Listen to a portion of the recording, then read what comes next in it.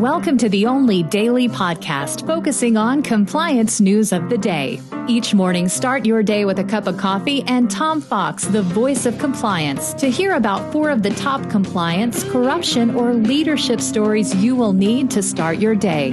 The Daily Compliance News is a production of the Compliance Podcast Network.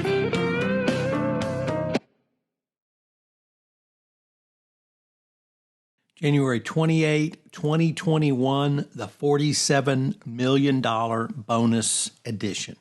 And we begin with that lead story as Larry Culp, the chief executive of General Electric, has defended his $47 million bonus secured in a year when the company laid off between $5,000 and $10,000 policies. His reasoning? Well, he made sacrifices because of the coronavirus. Now, I know you're probably listening to this early in the morning and you put your cup of coffee down and you're really struck by his struggles and certainly his sacrifices, but they're not to be underestimated.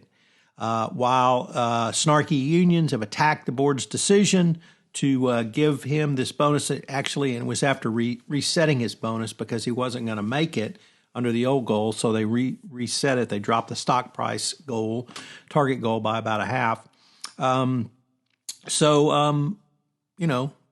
Have a little sympathy for Mr. Culp. He's fired people so he can get a bonus. So wouldn't you like to go to work for General Electric? They obviously value their employees. Next up, from the Wall Street Journal, Risk and Compliance Journal reporting, Publicis Group Epsilon to pay $150 million to resolve customer data breach case.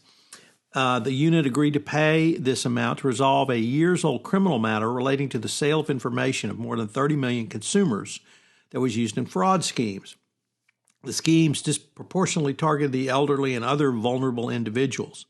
Employees of Epsilon Data Management, the company purchased by Publicis in 2019, continued to sell consumer data to clients engaged in fraud even after they knew about those incidents, and similar clients had been arrested, according to the Justice Department. The company Alliance Data Systems, which owned Epsilon at the time, agreed to indemnify Publicis against losses related to the case. So, criminal sale of data breach, something a little bit unusual. Nevertheless, it's something that I think every compliance practitioner needs to be cognizant and aware of.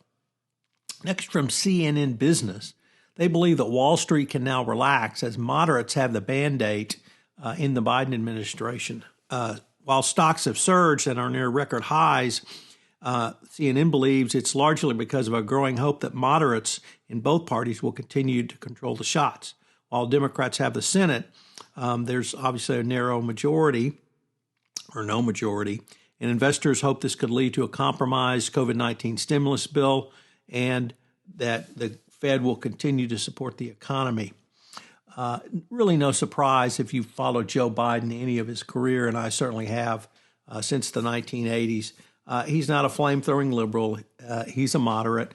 He's from Delaware, and he will always be moderate, and I think the people around him to help him will be moderate. And finally, from the BBC, the energy company Carin Energy has threatened to seize Indian government assets, which were because of awarded damages last month by an international tribunal in a high-profile dispute with the Indian government. Carin has started identifying assets it could seize if the Indian government does not comply with the order. That's the problem when you sue a sovereign government. They don't always comply with orders, and it's going to be interesting to see how this plays out for Carin and the Indian government going forward. So are you doing business in India? The Daily Compliance News is a production of the Compliance Podcast Network and a proud member of C-Suite Radio. Thanks so much for listening. I hope you'll join me again tomorrow.